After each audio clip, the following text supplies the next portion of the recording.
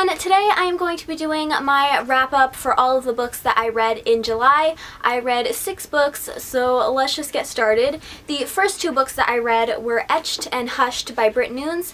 This is a YA dystopian post-apocalyptic duology. I was sent this in exchange for an honest review from the author, so if you want to learn more about these books and all of my thoughts on them, you can click the link up in the card in the corner to watch my spoiler-free review.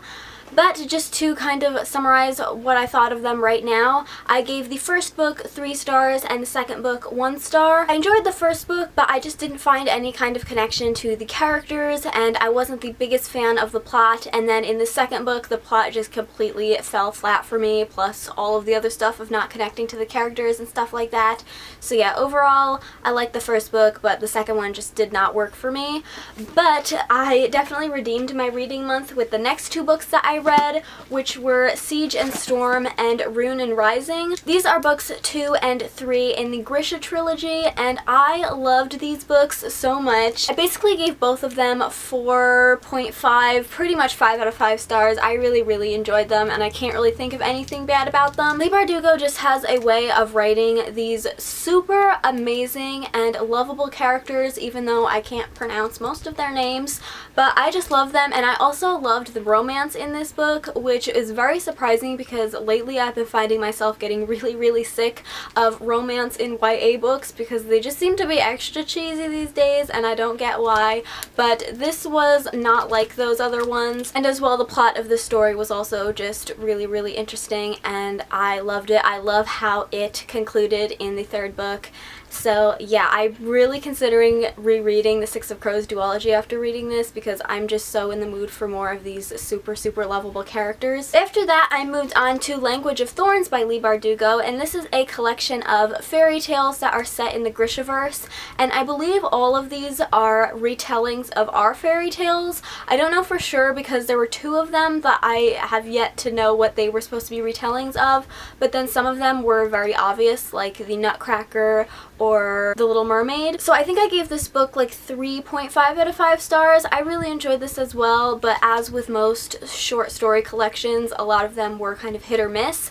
What I did like throughout the entirety of this book was the illustrations. They were absolutely beautiful. I don't want to like spoil anything, but my favorite illustrations were the one for the Nutcracker story, which I forget what it was actually called now. It was called The Soldier Prince, and I loved the illustrations for this one in particular. And if you didn't know, the way that the illustrations work in this one is as you read the story, the illustration like builds up, so there's less on that page as there is a few pages over, and then at the end of the story you get the full picture, and all of it like has to do with the story, and it like the picture moves as the story does, if that makes any sense. So yeah, I really enjoyed this and I thought it was super creative. And then the last book I read was The Wicked Deep, which I read for the Booktubeathon. I vlogged the entirety of the Booktubeathon, so if you want to learn more of my thoughts about this like as I'm reading it, I will leave a link to that vlog up in the card in the corner. But this was the only book that I finished for Booktubeathon before the end of July, so this is the only one I'll be talking about in this video. But this book really took me by surprise because I've mentioned a couple times on my channel before that I'm not the biggest fan of siren stories,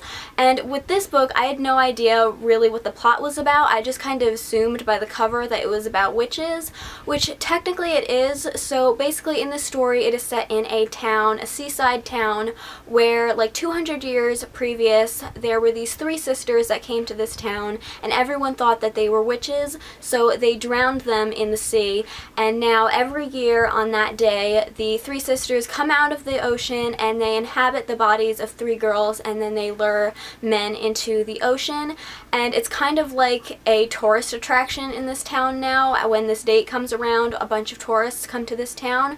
And so we're following a girl who has lived in this town her whole life, and it just follows the events on this date. I don't want to give anything away, but I really enjoyed this book, which is very surprising because it has a very siren-based plot. I ended up giving this 4 out of 5 stars. The reason I didn't give it a full 5 stars, which I definitely considered towards the end, was because the first 200 pages I wasn't the biggest fan of. They were very mediocre with the plot and the characters and everything, but the last 100 pages packed a punch, and they were so good. The first 200 pages, I didn't really find myself being invested in any of the characters, but then within 100 pages, honestly, it took like a 10-page like plot twist for me to automatically just love all of these characters and have so many feelings for them. I just can't rave about it enough how much I loved the last 100 pages of this book, but that's pretty much all I can tell you. There's something else I want to say about a certain character, but I feel like it would be spoiling it a little bit, so I'm not gonna say it. Maybe I'll do like a spoilery review on this. I'm not sure. If that's something you guys would like to see, let me know. But yeah, those were all of the books that I read in July. Leave me a comment down below and let me know if you read any of these books and what you thought of them. And yeah, that is all for this video. I hope you guys enjoyed it. If you did, please give it a thumbs up and subscribe if you haven't already, and I'll see you in my next one. Bye!